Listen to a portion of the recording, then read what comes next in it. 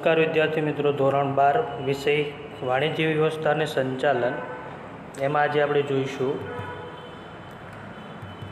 પ્રકરણ 1. આગળના વિડીયોમાં આપણે જોયું હતું સંચાલનની 3 સપાટી વચ્ચેનો તફાવત, સંચાલનના કાર્યો છે, સંકલનનો અર્થ, લક્ષણો અને મહત્ત્વ. આ 3 ટૉપિકની ચર્ચા કરી હતી. આજે જોઈએ નવો ટૉપિક, સંચાલનના કાર્ય વિસ્તારો. એમાં માર્કેટિંગ સંચાલન, માનવ સંસાધન સંચાલન, નાણાકીય સંચાલન અને ઉત્પાદન સંચાલનની વાત કરવાના છે. જોઈએ માર્કેટિંગ સંચાલન, એને આપણે બજારીય સંચાલન પણ કહી શકીએ. માલ કે સેવાને ઉત્પાદક પાસેથી ગ્રાહકો સુધી પહોંચાડવાની પ્રક્રિયાને વિશાળ અર્થમાં માર્કેટિંગ અથવા બજારીય સંચાલન તરીકે ઓળખવામાં આવે છે અથવા કહેવામાં આવે છે. અહીંયા જ્યારે માલ કે સેવાનું ઉત્પાદન કરવામાં આવે અને ઉત્પાદકો પાસેથી ગ્રાહક સુધી પહોંચાડવાની આખી જે પ્રક્રિયા છે એ પ્રક્રિયાને બજારીય સંચાલન કહેવામાં આવે છે, માર્કેટિંગ સંચાલન કહેવામાં આવે છે. 1 માર્કના પ્રશ્નમાં પૂછાય ત્યારે જવાબ આપણે લખવાનો થાય. બજાર સંચાલનમાં વસ્તુ કે નાણાંના વિનિમય ઉપરાંત બજાર સંશોધન, વિતરણ વ્યવસ્થા, વેચાણ વૃદ્ધિ, સંગ્રહ, વીમો વગેરે અનેક બાબતનો સમાવેશ એમાં થાય છે. અહીંયા બીજો પ્રશ્ન પૂછાય કે બજાર સંચાલનમાં શેનો સમાવેશ થાય? તો વસ્તુ કે નાણાંના વિનિમય ઉપરાંત બજાર સંશોધન, વિતરણ વ્યવસ્થા, વેપાર વૃદ્ધિ, સંગ્રહ, વીમો વગેરે અનેક બાબતોનો સમાવેશ એમાં થાય છે. બજાર સંચાલન એ એવી પ્રક્રિયા છે જે દ્વારા ગ્રાહકની જરૂરિયાત નક્કી કરવામાં આવે છે. બજાર સંચાલન એવી પ્રક્રિયા છે જેના દ્વારા ગ્રાહકની જરૂરિયાતો નક્કી કરવામાં આવે છે. ગ્રાહકની જરૂરિયાત શું છે એનો ખ્યાલ આવી શકે છે. તેને માલ કે સેવામાં ફેરવવામાં આવે છે અને પછી આ માલ કે સેવાને આખરે ઉપભોક્તા કે ગ્રાહકને વાપરનાર તરફ લઈ જવામાં આવે છે. બજાર સંશોધન થાય છે, ગ્રાહકની કઈ જરૂરિયાત છે, ગ્રાહક કઈ વસ્તુની માંગ કરે છે, એના આધારે છેલ્લે આખરમાં જે વપરાશ કરનાર ગ્રાહક છે, ઉપભોક્તા છે, એના તરફ લઈ જવાની આખી પ્રક્રિયા હોય છે, જેથી તે અમુક નિર્દિષ્ટ ગ્રાહક વિભાગ કે વિભાગોની જરૂરિયાત સંતોષી શકે. અને કેટલીક વખત એવું હોય જેથી કરીને નિર્દિષ્ટ એટલે કે જેને જરૂરિયાત છે એવા જરૂરિયાતવાળા ગ્રાહક અથવા એ વિભાગ માટે એ વસ્તુને પહોંચતી કરી શકાય. તેમાં વ્યવસ્થા તંત્રને મળી શકતા સાધનોનો ઇષ્ટતમ ઉપયોગ થઈ શકે એ રીતે નફાકારકતા ઉપર ભાર મૂકવામાં આવે છે. અને બજાર સંશોધનમાં માર્કેટિંગ સંચાલનમાં વ્યવસ્થા તંત્રને મળી શકે અને સાધનોનો મહત્તમ ઉપયોગ થઈ શકે અને નફાકારકતામાં વધારો થાય એ રીતે એના ઉપર ભાર મૂકવામાં આવે છે. આ સંચાલનના કાર્યોનું ઉદ્ભવ બિંદુ વસ્તુ કે સેવાની માંગ હોય છે અને આ સંચાલનના કાર્યનું ઉદ્ભવ બિંદુ એટલે કે મુખ્ય હેતુ વસ્તુ કે સેવાની માંગ હોય છે. તેના મુખ્ય તત્વ તરીકે વસ્તુ કે સેવા ભૌતિક વિતરણની નીતિ, કિંમત નીતિ અને વેચાણ વૃદ્ધિ ઉપરાંત પેકેજિંગ વગેરે ગણાવી શકાય. સંચાલનના કાર્યનું ઉદ્ભવ બિંદુ વસ્તુ કે સેવાની માંગ હોય, એની સાથે તેના મુખ્ય તત્વો તરીકે વસ્તુ કે સેવા, ભૌતિક વિતરણની નીતિ, કિંમતની નીતિ, વેચાણ વૃદ્ધિ, પેકેજિંગ વગેરેને પણ ગણાવી શકાય છે. અહીંયા બજાર સંચાલનના કેટલાક કાર્યો છે. એ કાર્યોની વાત કરીએ તો એમાં મુખ્ય 4 કાર્યો છે. એમાં પહેલું છે પેદાશ અથવા પેદાશ મિશ્રણ. પેદાશ એટલે કે વસ્તુ તૈયાર કરવામાં આવે અને એમાં કઈ વસ્તુનું મિશ્રણ કરવામાં આવે, એ પહેલું કાર્ય છે. નવી પેદાશના ઉત્પાદન અથવા ચાલુ પેદાશના વિકાસના નિર્ણયમાં પેદાશના રૂપ, રંગ, કદ, આકાર, વજન, છાપ, પેકિંગ, કાર્ય સંબંધી ખાતરી, વેચાણ પછીની સેવાઓ અને પેદાશ વૈવિધ્યકરણનો સમાવેશ થાય છે. પેદાશ અને પેદાશ મિશ્રણમાં કઈ બાબતોનો સમાવેશ થાય? તો જે કંઈ વસ્તુનું ઉત્પાદન કરવામાં આવે છે એનું રૂપ, એનો રંગ, કદ, આકાર, વજન, છાપ, પેકિંગ, જે કંઈ જૂના પેકિંગ હોય એની જગ્યાએ નવા પેકિંગ, એમાં કોઈ બદલાવ, કાર્ય સંબંધી ખાતરી, જે કંઈ વસ્તુનું ઉત્પાદન કરવામાં આવે છે એના કાર્યની ખાતરી આપવામાં આવે. દાખલા તરીકે આપણે જોઈએ તો સૌંદર્ય પ્રસાધન માટે ફેર એન્ડ લવલીનો ઉપયોગ થતો હોય તો ફેર એન્ડ લવલી એના કાર્ય માટે 7 દિવસમાં વ્યક્તિ ગોરા થઈ શકે એવી ખાતરી આપે છે. તો એની ખાતરી વેચાણ પછીની સેવાઓ અને પેદાશ વૈવિધ્યકરણનો સમાવેશ થાય છે. પેદાશમાં વિવિધતા લાવવાનું કાર્યનો સમાવેશ થાય છે. આગળ બીજું કાર્ય છે કિંમત. વર્તમાન ગ્રાહકો યોગ્ય ગુણવત્તાવાળી વસ્તુ વ્યાજબી કિંમતે મળે તેવી અપેક્ષા રાખે છે. વર્તમાન ગ્રાહકો કોઈ પણ વસ્તુ ખરીદે છે તો એની કિંમત ચૂકવે તો એ કિંમત વ્યાજબી હોય એવી અપેક્ષા રાખતા હોય છે. તેથી પેદાશની કિંમત નક્કી કરતી વખતે ખૂબ કાળજી લેવી પડે છે અને એને કારણે જ જ્યારે પણ પેદાશની કિંમત નક્કી કરવાની હોય ત્યારે ખૂબ કાળજી લેવી પડે છે. કિંમત અંગેના નિર્ણયમાં વેચાણ નીતિ, શાખ નીતિ, વટાવ અંગેની નીતિ, જથ્થાબંધ કે છૂટક વેચાણ, મધ્યસ્થીનું કમિશન વગેરે બાબતો ધ્યાનમાં લેવામાં આવે છે. જ્યારે પણ કિંમત નક્કી કરવામાં આવે ત્યારે કિંમત, વેચાણની નીતિ, શાખની નીતિ, વટાવની નીતિ, જથ્થાબંધ અને છૂટક વેચાણ, એના ભાવ, મધ્યસ્થીઓનું કમિશન, આ બધી બાબતોનું ધ્યાન રાખવામાં આવે છે અને ત્યારબાદ એની કિંમત નક્કી કરવામાં આવે છે. આપણને ખબર છે કે ઉધાર માલ વેચે તો એમાં પ્લસ એને કંઈક વ્યાજ અથવા ઉધાર વસ્તુ વેચે તો એના માટેની કિંમત, ત્યારબાદ ડિસ્કાઉન્ટ આપવાનું, વટાવ આપવાનો હોય તો વટાવ માટેની, જથ્થાબંધ કે છૂટક વેપારી હોય તો એના માટેના જે કંઈક ભાવો, આ બધું નક્કી કરવામાં આવે. મધ્યસ્થી હોય તો એનું કમિશન નક્કી કરવામાં આવે અને ત્યારબાદ કિંમત નક્કી થતી હોય. આ બધી બાબતોને ધ્યાનમાં રાખવામાં આવે છે અને ત્યારબાદ કિંમત નક્કી થતી હોય છે. ત્રીજું છે વિતરણ. વિતરણ અંગેના નિર્ણયમાં પોતાની દુકાનો દ્વારા વેચાણ, જથ્થાબંધ વેપારીઓ દ્વારા, છૂટક વેપારીઓ દ્વારા, એજન્ટો, વાહન વ્યવહારના પ્રશ્નો વગેરે બાબતો ધ્યાનમાં લેવામાં આવે છે. વિતરણ અંગેના નિર્ણય જ્યારે પણ લેવામાં આવે ત્યારે એનું વેચાણ કઈ રીતના થશે, પોતાની દુકાન દ્વારા થશે, જથ્થાબંધ વેપારી દ્વારા થશે, છૂટક વેપારી દ્વારા થશે કે એજન્ટો મારફતે એનું વેચાણ કરવામાં આવશે. આના સિવાય વાહન વ્યવહારને લગતા કેટલાક પ્રશ્નો છે તો એ બાબતો પણ ધ્યાનમાં લેવામાં આવે છે અને ત્યારબાદ વિતરણની આખી વ્યવસ્થા નક્કી થતી હોય છે. વિતરણની બાબતમાં ધંધાનો કદ અને વિસ્તાર સાથે સંકળાયેલી હોય છે. વિતરણની બાબતમાં ધંધાનું કદ, જો ધંધાનું કદ નાનું હોય તો એ પોતાની દુકાનથી પણ વેચાણ કરી, છૂટક વેપારી દ્વારા પણ વેચાણ કરી શકે.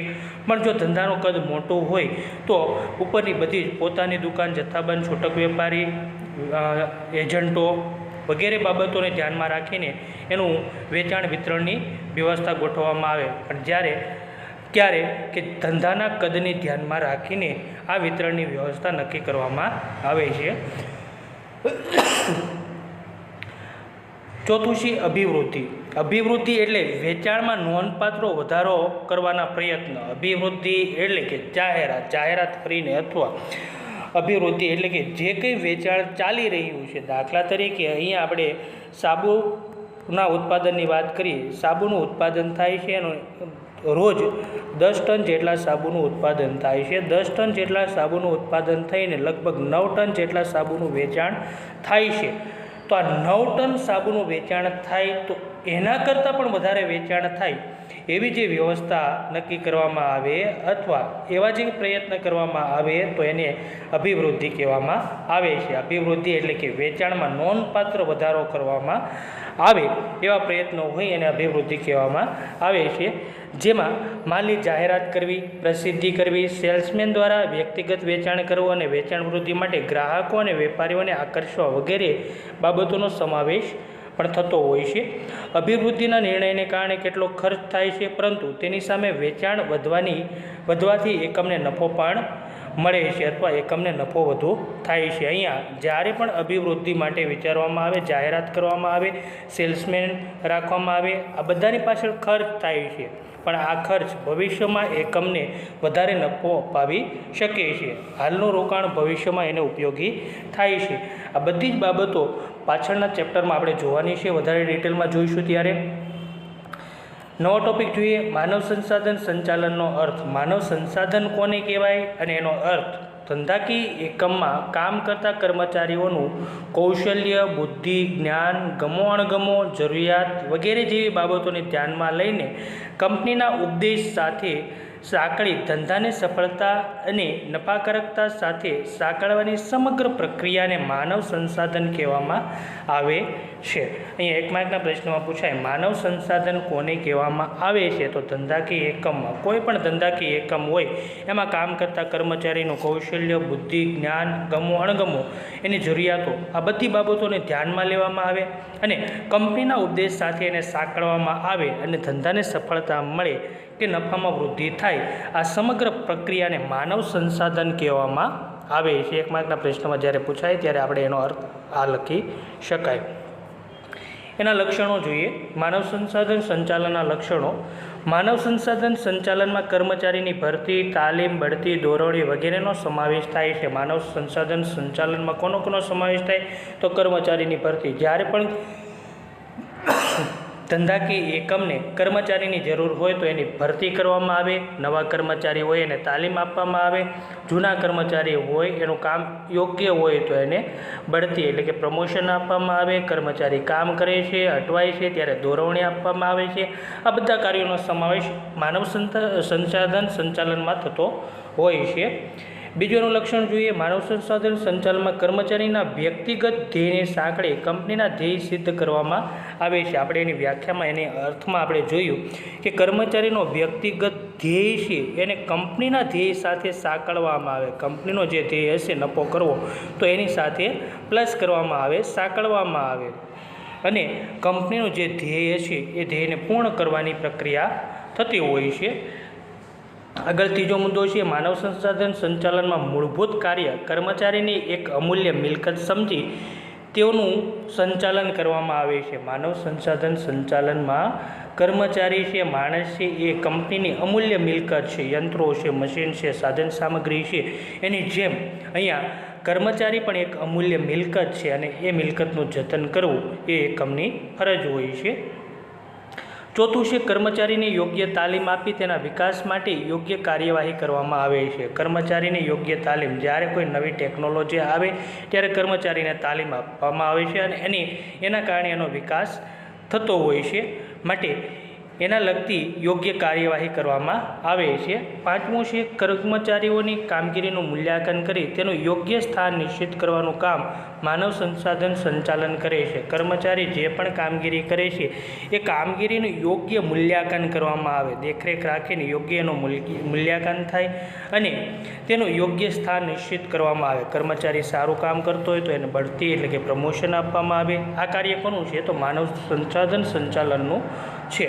છઠ્ઠું છે યોગ્ય સંચાલનથી કર્મચારીની ફેરબદલી દરમાં ઘટાડો લાવી શકાય છે અને કુશળ કર્મચારીને કંપનીમાં ટકાવી શકાય છે. માનવ સંસાધન સંચાલનમાં ના કારણે કર્મચારીની ફેરબદલી દરમાં ઘટાડો થાય છે. કર્મચારીને યોગ્ય સંતોષ મળે, એને કામ કરે છે એ બદલ એને મહેનતાણું મળે અથવા એને પગાર મળે, એના કામ સારું હશે તો એને બઢતી આપવામાં આવે, પ્રમોશન આપવામાં આવે. આવી બધી પ્રક્રિયા થતી હશે તો એના કારણે કંપનીમાં જે કંઈ કર્મચારીઓ કામ કરે છે એના ફેરબદલી દરમાં ઘટાડો આવે છે અને કુશળ કર્મચારીઓ હોય એ કંપનીમાં લાંબો સમય ટકાવી શકાય છે. સારા કર્મચારી હોય તો એ કંપનીમાં લાંબો સમય ટકાવી રાખી શકાય છે.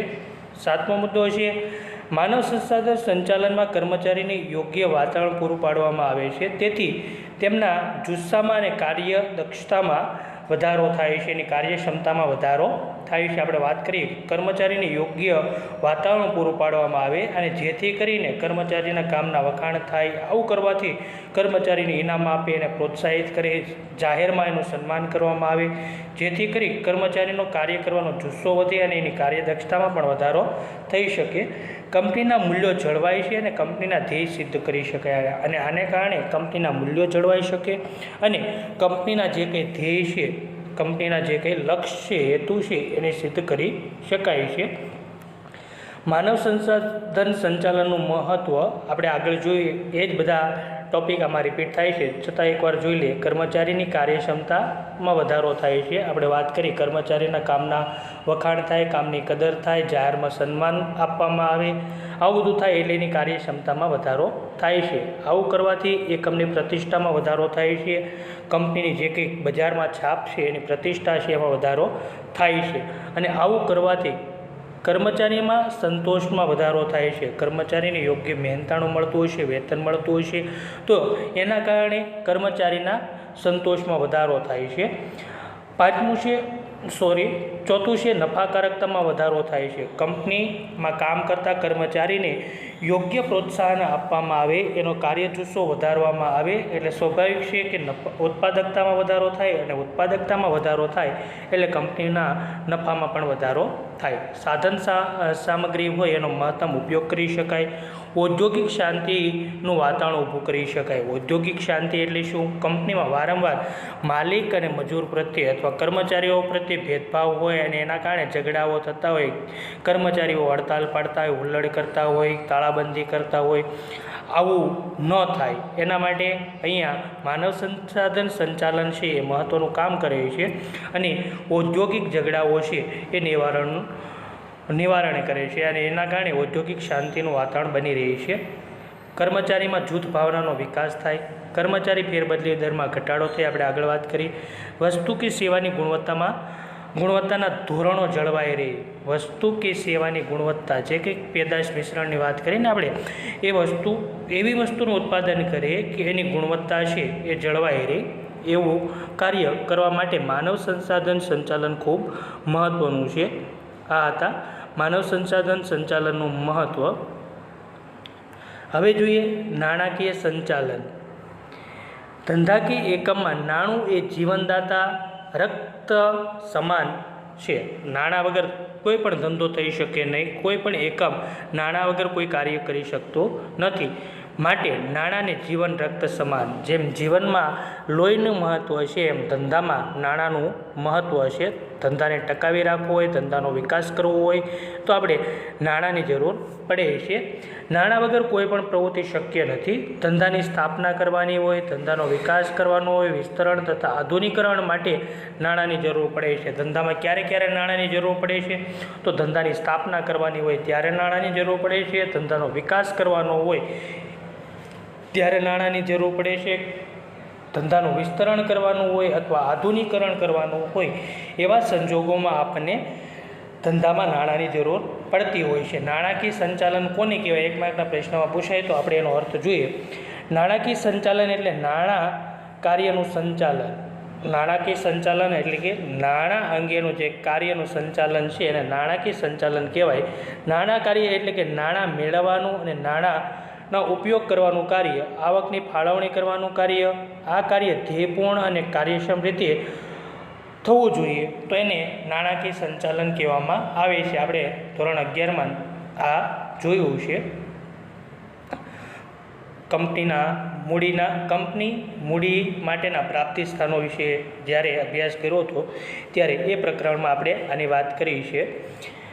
હવે જોઈએ નાણાકીય સંચાલનના મુખ્ય નીચેના કાર્યોનો સમાવેશ થાય છે. નાણાકીય સંચાલનના કાર્યો જણાવો. 2 માર્કના પ્રશ્નમાં પૂછાય ત્યારે આપણે લખવાનું થાય કે નાણાંની જરૂરિયાતનો અંદાજ લગાવો. અહીંયા આપણે આગળ જ એવી વાત કરી છે. અહીંયા આવકની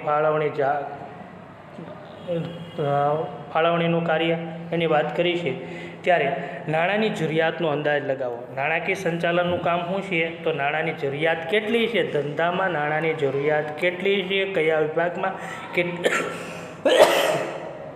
કેટલી જરૂર છે, આ બધાનો એક અંદાજ લગાવવામાં આવે છે. બીજું છે સમયની દ્રષ્ટિએ નાણાંનું આયોજન કરવું.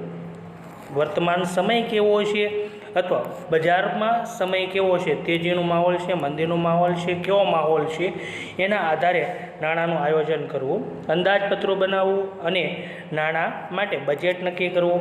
આવકની ફાળવણી કરવી, ક્યાંથી કેટલી આવક થશે, કેટલા પ્રમાણમાં આવક થશે, એના માટેની આવકની ફાળવણી કરવી.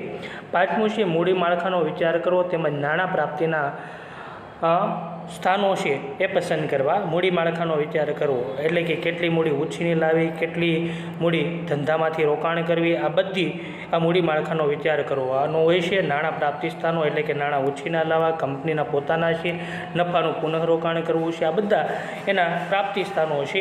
એમાંથી યોગ્ય પ્રાપ્તિ સ્થાનની પસંદગી કરવી.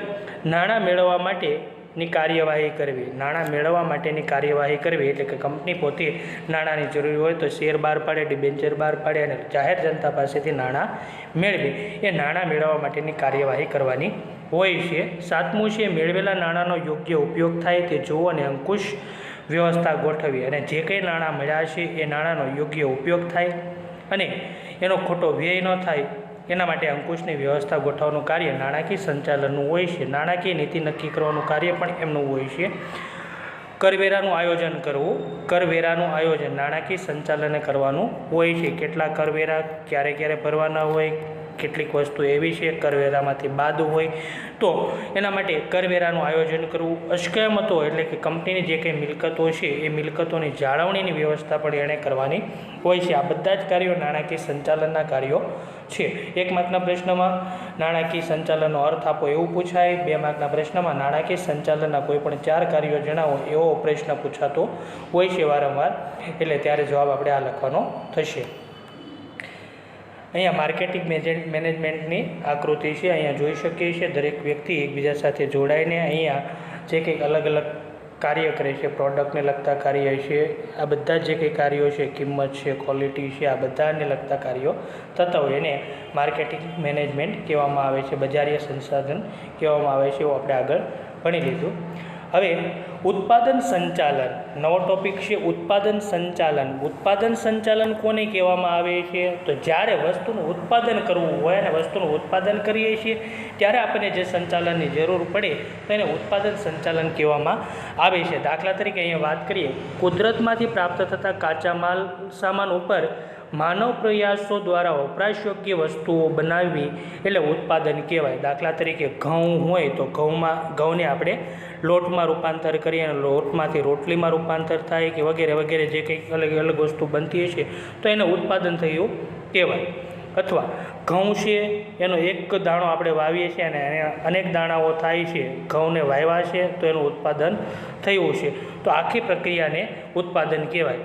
ઉત્પાદન સંચાલન ગ્રાહકોની જરૂરિયાતને સંતોષવાની શક્તિ ધરાવતી વસ્તુઓ અને સેવાનું સર્જન કરે છે. અને ઉત્પાદન સંચાલન શું કરે છે કે ગ્રાહકની જરૂરિયાતને સંતોષવાની શક્તિ ધરાવતી વસ્તુ અને સેવાનું સર્જન કરે છે. આપણે વાત કરીએ ઘઉં હોય તો ઘઉંમાંથી લોટમાં રૂપાંતર થાય, લોટમાંથી રોટલી બને, આ આખી પ્રક્રિયા અને એનું સર્જન કરે છે.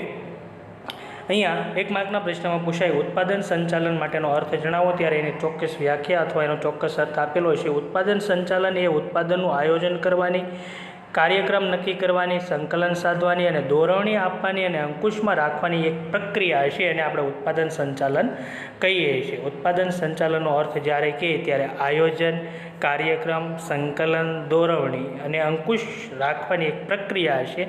આટલા મુદ્દા આપણે યાદ રાખવાના થાય, એને આપણે ઉત્પાદન સંચાલન કહીએ. ઉત્પાદન સંચાલનના કાર્યોની વાત કરીએ, કોનો સમાવેશ થાય છે તો ઉત્પાદનનું આયોજન કરવું, આપણે આગળ અહીંયા વાત કરી છે આયોજન કરવાની. ઉત્પાદન સંશોધન કરવું, ઉત્પાદન માટે અલગ અલગ સંશોધન કરવાનું, તો એની વાત કરવામાં આવે છે. વસ્તુ વિકાસ તેમજ પેદાશ મિશ્રણની પસંદગી કરવી, આગળ એની મુદ્દાની ચર્ચા કરી છે. પેદાશ અને પેદાશ મિશ્રણની જ્યારે વાત કરી છે ત્યારે આ મુદ્દાની ચર્ચા કરી લીધી છે, એટલે વધારે ટોપિક એને આપણે નથી જોતા. ચોથું છે ટેકનોલોજી તથા યંત્રોની પસંદગી કરવી. દાખલા તરીકે કોઈ પણ વસ્તુનું ઉત્પાદન કરવાનું છે તો એના માટે કઈ ટેકનોલોજી અથવા કયા યંત્રોની જરૂર પડશે એના માટેની પસંદગી એમણે કરવાની હોય છે. એ કાર્ય કોનું છે તો ઉત્પાદન સંચાલનનું હોય છે. 5મું છે ધંધાના સ્થાનની પસંદગી તેમજ વિન્યાસનો નિર્ણય કરવો. વિન્યાસ એટલે કે યંત્રોની ગોઠવણી કરવી હોય તો એને વિન્યાસ કહેવામાં આવે છે. ધંધાનું સ્થાન પસંદ કરવું અને તેમાં યંત્રોની ગોઠવણી કરવાનું, વિન્યાસ એટલે કે યંત્રોની ગોઠવણી કરવાનું કાર્ય એણે કરવાનું હોય છે. એને લગતા જે કંઈ નિર્ણયો લેવાના હોય એ ઉત્પાદન સંચાલન કરવાના હોય છે. 6મું છે માલ સામગ્રી તેમજ ઉત્પાદન માટે અન્ય જરૂરિયાતનો અંદાજ મેળવવો.